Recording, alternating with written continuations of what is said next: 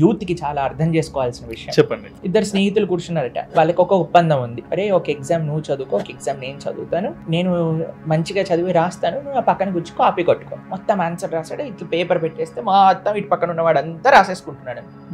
మొత్తం రాసేసి paper submit చేసేసాడు. వీడికి 100కి 100 మార్క్స్ వచ్చాయి, వీడికి 100కి 0 వచ్చాయి. ఎందుకో తెలుసా అండి, ఆ రోజు పేపర్ సెట్ల కింద ఇచ్చారు. వీడికి వచ్చింది ఏ సెట్, వీడికి వచ్చింది బి సెట్. కాబట్టి వాడేదో చేస్తున్నాడు అని దాన్ని చూసి నేను కూడా అదే కాపీ కొడతానని మనం ప్రయత్నం చేస్తాను. That may not work for you.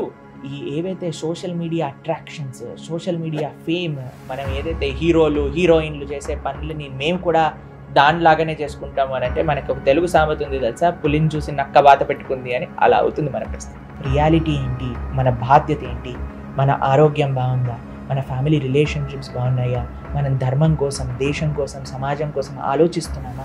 This is reality of life.